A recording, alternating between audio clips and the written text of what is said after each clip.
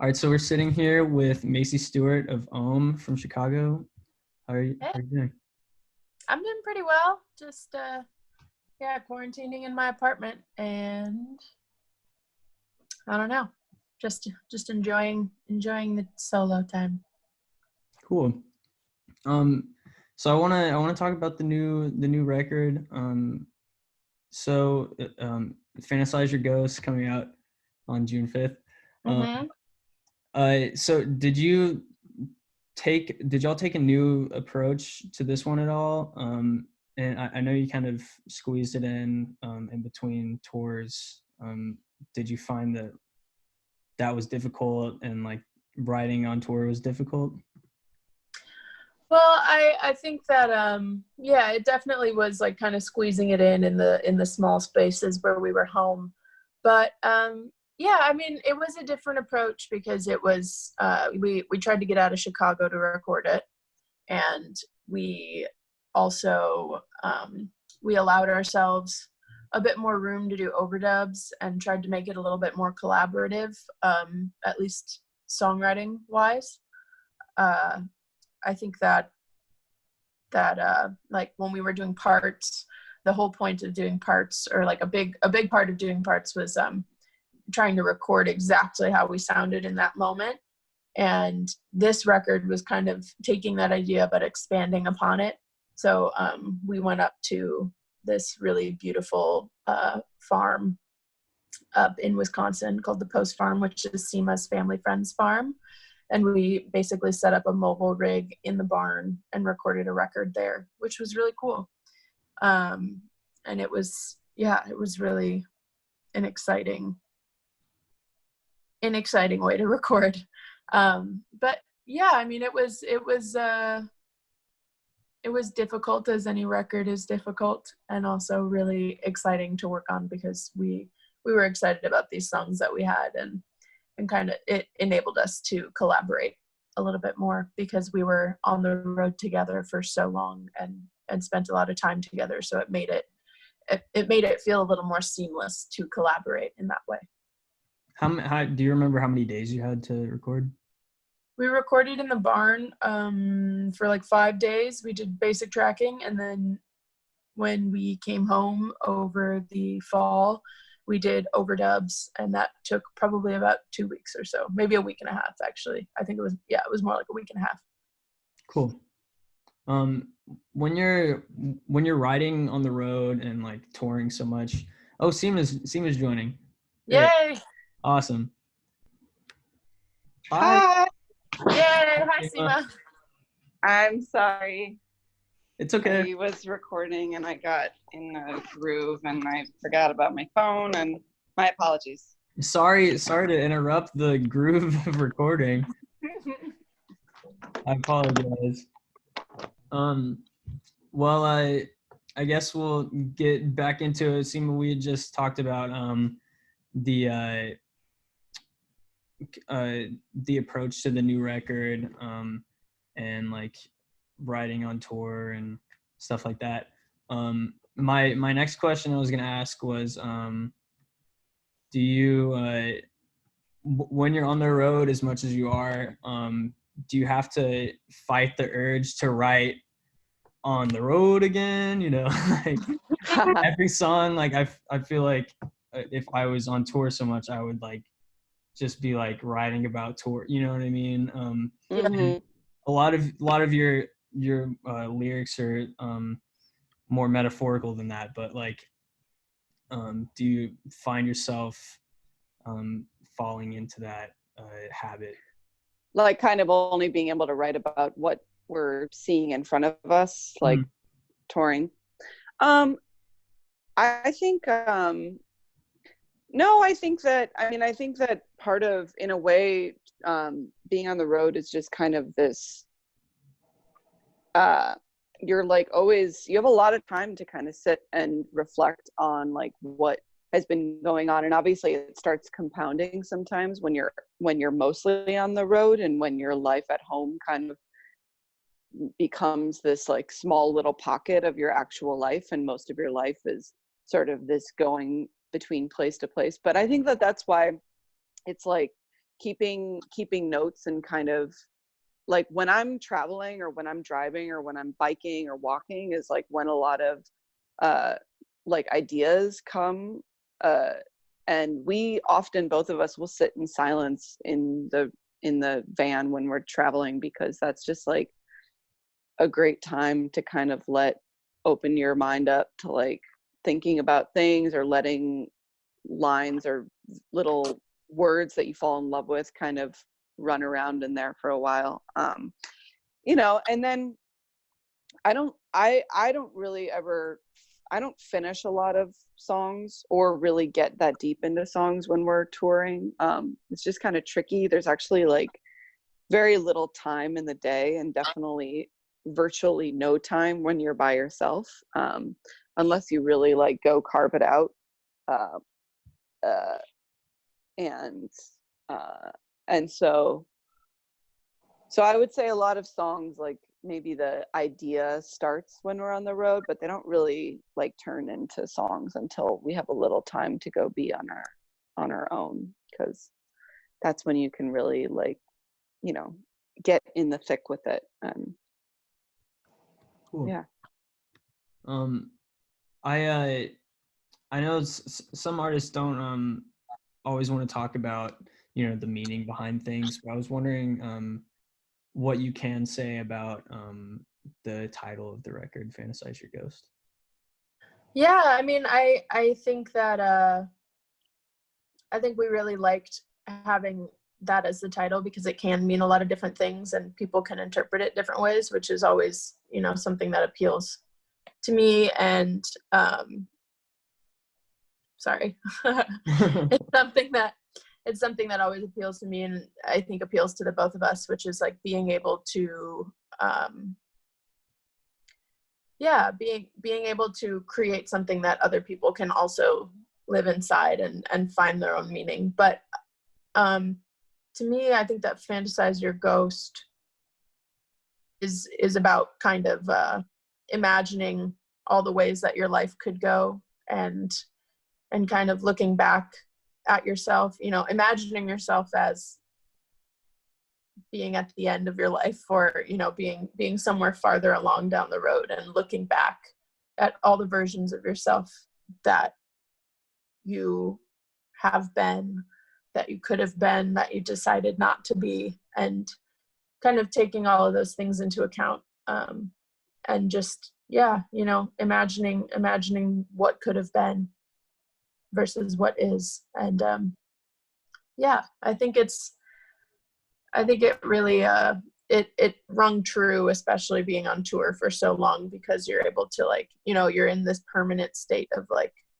stasis a little bit, where you're like, you're doing the same thing every night, and it's really, really fun, but it almost doesn't really feel like real life, even though it is real life. And I think that enables you to take that time to imagine, like, okay, where exactly am I going with all of this? Where are we going with all of this? Like, what does all of it mean? Cool. Macie, I think you said that you view your records as like capturing a moment in time. And I was wondering how you would characterize the moment that was captured in this record.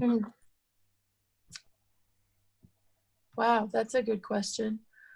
I think that it was a moment of a lot of change for the both of us, kind of changing how we perceive ourselves and we perceive our lives, because, you know, we were on tour for a long time, and that's a whole different thing. But also, aside from that, the world as a whole is going through, especially right now, but the world is going through a lot of rapid changes, I think, you know, in the political climate and in all of these things, like, and we're also becoming fully fledged adults and not just baby adults. And I think that yeah, the moment in time that this record is capturing is kind of like, you know, on the precipice of making a decision, is kind of how it feels to me. I don't know. How does it feel to you, Sima?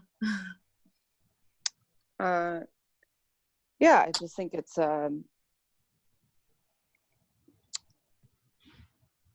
yeah, it was recorded, you know, when we went to go make it up at this barn. I think it was sort of this feeling of needing to like release a lot of energy and tension that yeah, just felt like it had compounded on us over time, and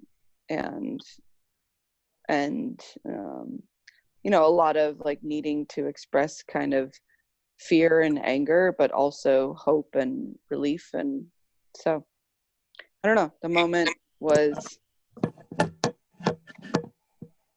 yeah, it captured I don't know. I don't really have a great answer. That's cool. I wanted to talk about Ghost, about the song, and how the vocal line kind of follows the guitar at the chorus. Mm-hmm. And I love how it does that, and also like just the bounce in your voices. And I was wondering, what can you say about the song, and like the inspiration behind the musical aspect of that, and also like the music video, if you want to talk about, which is also really cool. Yeah. I mean, that part, like the kind of, I feel like that song sort of has a little bit of like a B-52s influence. Like we love them a lot, and we've covered them before. And right now, obviously, that line I feel like is very unknowingly written for these times. Sick of looking at the stupid look on your own face. But yeah, I mean, I think that's like, I think that was kind of like fun when we were making that, is sort of this feeling of like the moving forward, like the verses feel kind of like we wanted them to feel like you were driving on like a highway, and then they kind of like snap into place. Like the choruses are sort of like puzzle pieces that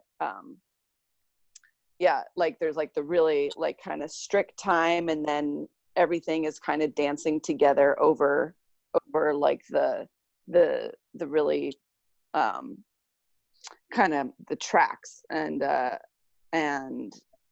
so yeah, I think that like that guitar line came in after we had written the vocal part, and it just felt like we should like really emphasize that. I don't know, because it's just like a fun kind of like part. Sorry, my words are like pretty uninspired today. No, But no, it's interesting. But yeah, that song was really fun. And then the video too, like I think when we were recording it, we kept dancing to it. So we were like, we should probably do some kind of dance video to it. And when we were talking with our friend Austin Vesley about making it, he just said fancy ghosts, and we were like, yes, that sounds great. And so we had a lot of fun. Our friends were the ghosts, and so we just kind of danced with them. And yeah, I mean, I feel like that video came together very naturally and very quickly, because that's just kind of what the song called for, is this like half road trip song, half dance, half get weird, all those things combined. And that makes 3 halves, which makes 150%. Woo! On the topic of the B-52s, I wanted to ask about the cover of "Give Me Back My Man." I was at one of your shows, and y'all were like, "We're about to cover the B-52s," and I was like, I'm not super familiar with like a lot of their discography, but I was like, could it be Love Shack? Like I thought I was ready for it to be Love Shack. I thought that would be so funny. Yeah. Just 'cause that has like a very funny place in my memory. But I I love the cover, and it's I think it fits super well into y'all's catalog. And I was Thanks. wondering how y'all decided to do that. Is it something you just kind of listen to and say this is an OHMME song, or how do you decide to do that? Actually, our friend kind of picked that song for us. Yeah, when I was little, I listened to a lot of the B-52s with my best friend, because it was just like I don't know, they were hilarious to me when I was little, and we would sing all of their songs. And then as I got older, I feel like I started appreciating them so much more. And then, yeah, our friend Alex Grelly, I forget, was it for postdoc, Sima, or was it for... It was for postdoc, and he was like, I need you and Macie to sing this song with me. And we did it. We have kind of like a cover band with like all of our good friends who are musicians and touring musicians in Chicago.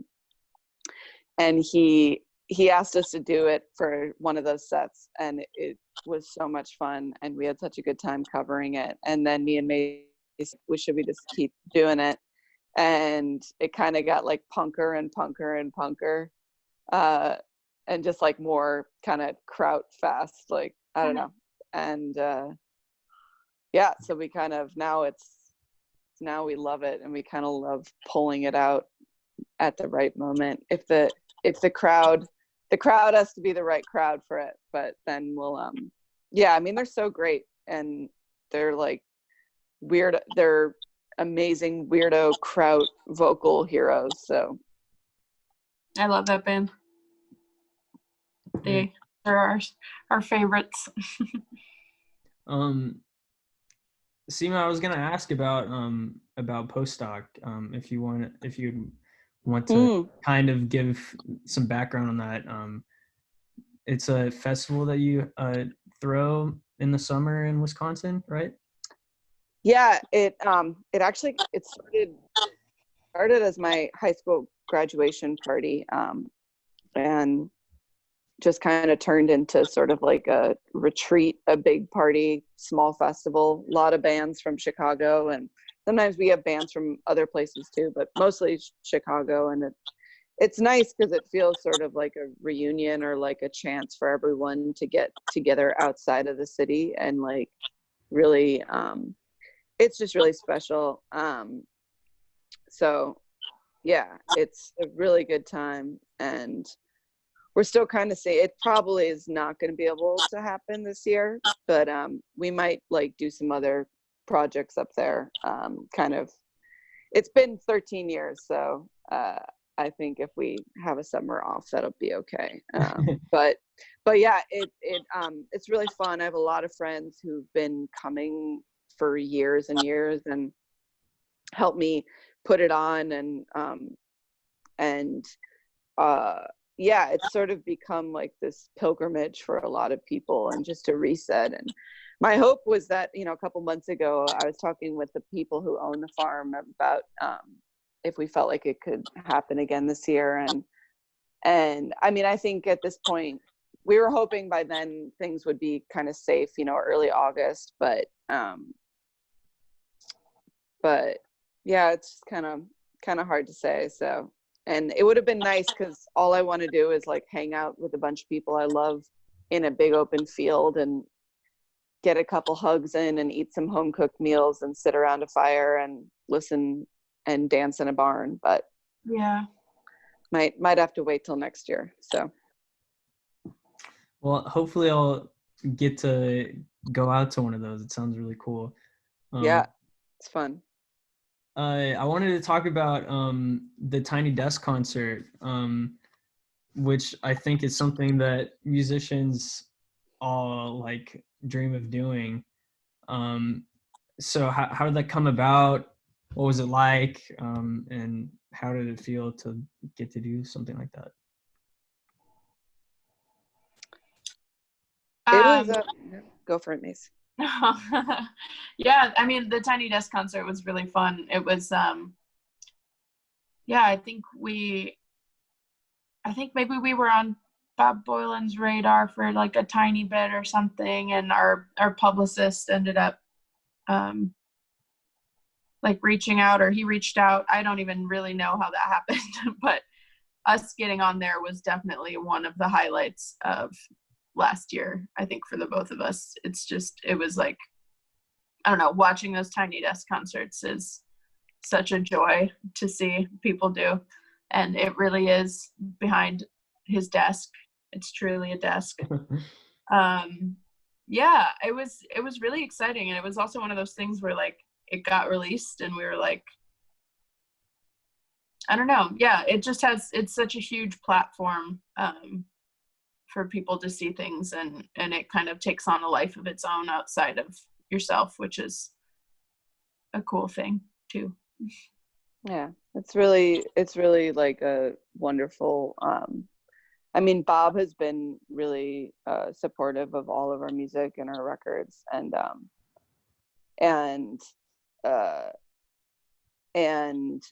yeah, I mean, I think that it's nice that NPR has something like that to like help celebrate musicians and touring musicians and really elevate them. And, you know, a lot of people like buy records after watching Tiny Desk concerts. And so it's, I don't know, just something about like NPR, it's like a national service, you know, that, and I think it's really beautiful that they find this like powerful way to give back to and support and spotlight musicians. And I think the contest is really cool too. And yeah, being there was exciting. I mean, like pulling into the dock and loading all of our stuff up and figuring out how to, I mean, it's always been amazing to me how good those recordings sound like, and everything is just kind of played into the room. And yeah, and you know, the decor of the desk is kind of like very inspiring. You can see I really like doodads. I like to have doodads all over the place. So I agree with how it looks around there. And yeah, it was really fun to do. Yeah, I'm excited we did it. I can't really watch it because it's like funny to me to watch my face in something like that where it's kind of high pressure, but I'm glad other people get a lot of joy out of it. I something that when I first saw y'all really that caught my attention was the alternating like vocal melodies in songs like Fingerprints and Water, and something that made like me and my friend turn to each other and go, whoa, that is like, it sounds so cool live. And so I was wondering how you guys came up with that, and is it something that is like difficult to pull off? Well, I think it's an old choral technique, probably even before, I mean, definitely before that. It doesn't even, I feel like back and forth singing, which is also called hocketing, is just like a vocal technique that's been around for a really long time and used in a lot of different contexts. And cultures, and cultures around the world. So yeah, we definitely did not discover it. But it is a fun thing to be able to do with each other. I think that yeah, when we were writing Fingerprints and figuring out how to arrange Fingerprints, Sima had originally written that line on the piano, and we were trying to stay away from using the piano, and we could not quite play it on the guitar yet because it was like in the beginning of the band where we were still figuring out how to play the instrument. And Dorian Gehring, who has engineered and helped produce and just basically helps us with a lot of things for a lot of our records, he had the suggestion of trying to make it a back and forth hocketed line. So yeah, so that was kind of how we came across it, and we try to do it whenever we want to, whenever it's fun. Whenever it makes sense. Yeah, Yeah, and I mean, like, it's something that everyone can do with practice. I mean, both of us have a lot of musical training in like both notes and, you know, tempos and time. So for us, it's about like knowing, okay, you're on the downbeat and one of us is on the offbeat, and these are the notes, these are your assigned notes, and go for it. But sometimes we like play around with it a little bit more, like improvise with it. And yeah, I mean, it's a fun technique that is a cool way to color, and people are always excited about it. They think it's a pedal when they hear it on the record, and then live, you know, they see that it's a live performed technique and creates this kind of weird stereo effect. And yeah, I mean, Dirty Projectors have used it a lot in their music. I feel like they're probably the main other indie rock band that people would be familiar with, having used that. But yeah, it's a fun way to turn our voices into, you know, to use our instruments as voices to kind of play what would be an instrumental hook, but with our voices. So yeah, I recommend researching the history of hocketing, because it is kind of interesting. Like, I don't know, just which cultures use it and where it originated and how it's like traveled across the world in different contexts. I forget where the video's from. I want to say it's like from New Guinea or Papua New Guinea, but there's like a really cool video of a bunch of women singing in a river using hocketing, and it's like really surreal and beautiful. I'll have to find that. So Yeah. can you guys talk about you don't have a bass player by choice, you said, and I know you guys kind of use like pedals to get bassier tones out of the guitar. Do you play bass on the records at all? Do you I guess what's the thought process behind your like usage or like non-usage of the bass? Yeah, we started the band, we both wanted to play electric guitar. That was kind of the dream. And I think the two of us also secretly both want to be bass players as well. So we're like, whatever, let's try to share that between the two of us. And on the record, on Fantasize Your Ghost, there's not where the bass tone comes from is from a pedal that I have on my board, and I run it through a guitar amp and a bass amp. And then on a couple of the other ones, it's like a fatter tone that Sima has with her guitar. I think there might only be, I don't think we used a bass on it. We used a bass 6, but I think we did on After All. There's like on After All. Oh, right. A tiny bit of bass. Or it might just be the bass 6, but there's a little. I think it was the bass 6 actually. But yeah, I think we tried to shy away from using bass because we wanted to figure out how to fill in that sonic like frequency spectrum with what we already had and with what we were using, and try to figure out how to get as big of a sound as we could with just our two guitars. So it's it's definitely a conscious choice. It doesn't mean we'll never use bass in the future, or you know, aren't curious about exploring it. But I think for now we're exploring what we can do with just the two of our guitars and those two instruments, and where we can take that. Cool. You talk about how you came into it wanting to experiment with the electric guitar.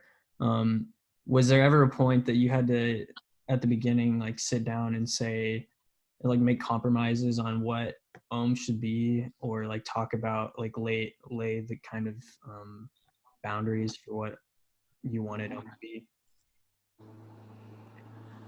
I mean, I think that kind of thing has come naturally. I mean, I think that creating parameters for yourself in life, but also in music and in creative settings is really important, because it enables you to, I think it enables you to focus your creativity. It doesn't inhibit it. It merely, you know, if you create a parameter for yourself, then when you do push those boundaries or push up against them, it's in a very conscious and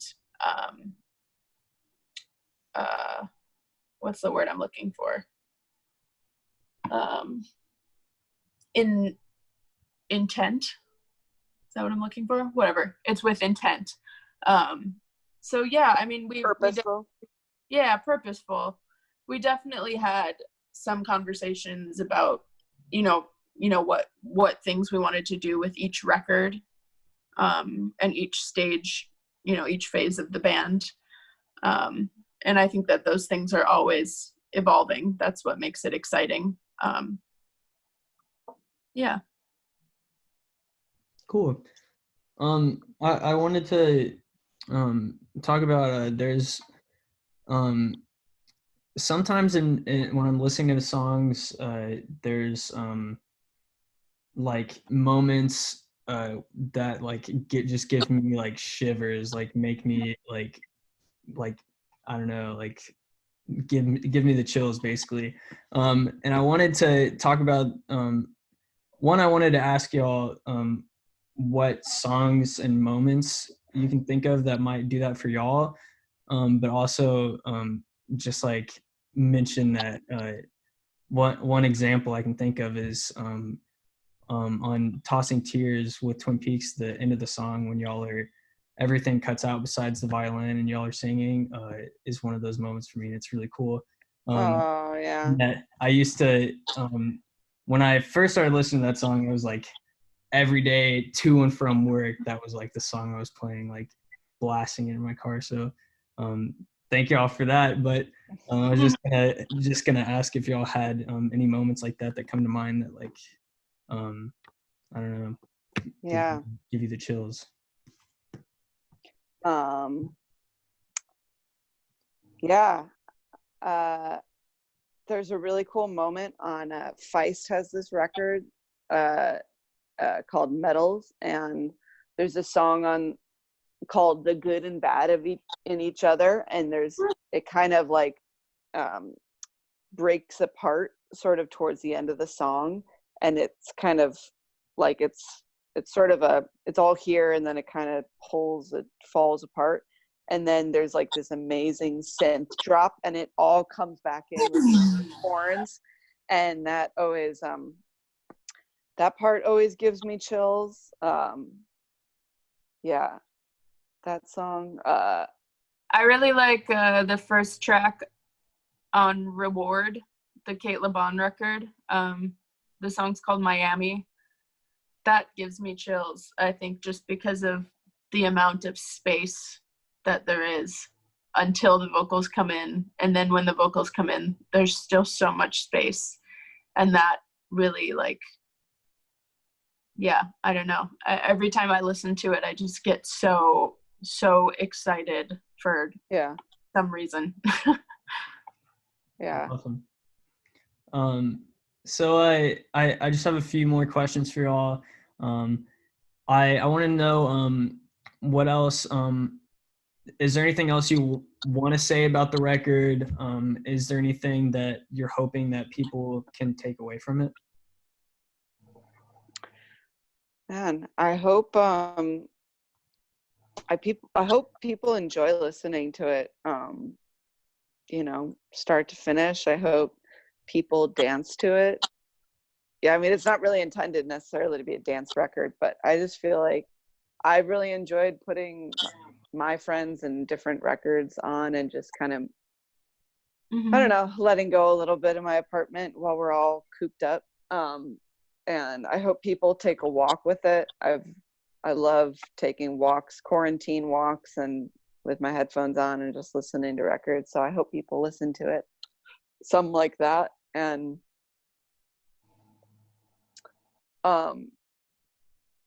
yeah, I hope it helps people like excise a lot of emotions that they're feeling. I hope it gives, we tried to put a little bit of hope at the end of the record, so I hope that they feel that. And yeah, I think everyone is having like, it's tough right now to like describe how you're feeling. Everyone feels there's so much stimulation and so many different ways to kind of feel, and every day, you're trying to kind of have this balance of thinking about things seriously and feeling angry, and you want to feel you're angry, you're overwhelmed, but then you also want to feel like you want to laugh, and you want to cry, and you want to remember all the amazing things that are going on. And I hope that people feel all of those things in the record too, because it's a crazy time to be alive and a crazy time to be making records. But yeah. Mm-hmm. Macie, anything for you? Oh yeah, I mean, I agree with Sima. I hope that it enables people to, escape reality for a bit. I think everyone needs, everyone needs to indulge in a little bit of fantasy right now, because we are, we're all seeing the same thing pretty much 24/7, and it's, it's just it's a kind of difficult time to get through. And I think that, we're all, Sima and I are very lucky to be where we are, and be quarantined where we are. And it's, I think that everyone's, while we're all going through a similar experience, it can be very different for some people. So I think that, I hope that people are able to find an escape with it, or if they don't need an escape, able to find a little bit of themselves and be able to kind of, use that to help move along their thoughts. Cool. Well, is there anything that people should look out for, besides obviously the record coming out, and also what are the best ways that people can show their support for y'all right now? Mm-hmm. Yeah, we have some merch. We have some t-shirts and records, obviously, so pre-ordering the record is a huge help to us, and we just put out these new t-shirts, that we're really excited about, so people can check that out. I mean, any merch buying, any sharing of that stuff all really helps us right now. And that's all really great. Telling your schools that when things get back, you should have OHMME on whatever things, especially if you're in college. That's really helpful to us. But yeah, besides that, there's so much good music coming out right now. We try and make some playlists of our friends that are releasing really great music, and we've also been collaborating with a lot of people in quarantine. We've been in touch with the Twin Peaks dudes, and been recording with my brother Liam Kazar, and our friend Viv just came out with a record. Our friend Nika just came out with a record, and we recorded with our friend Kahim Rivera. There's so much good music that is being released by folks that are not necessarily going to be able to tour on it for a while. So now, if there was ever a time to become a record head, a indie music enthusiast, and just really try and and not only for yourself, but try and get some other folks excited about new music. There's a lot of people who just don't necessarily know where to start when it comes to listening to music. So look to your artists, and then look to your friends and say, hey, you guys want to get behind some music that we like? All we need to do is turn it on and be a fan, and then maybe when they get back on the road, we can all go do that together. So I think trying to build that community while we're all separated from each other, so that when we can get back together, it'll be that much better. Very, very well put. That's awesome. Yeah. Well, Macie, is there anything else you wanted to add? No, I think Sima said it all. Awesome. Well, thank you guys so much. Everyone, pre-order the record, Fantasize Your Ghost, June 5th. on Joyful Noise. Mm-hmm. Yeah. Awesome. OHMMmusic.com is where you can find everything. So Cool. Very cool. Thank you guys so much. thanks, Yeah. Wes. Thank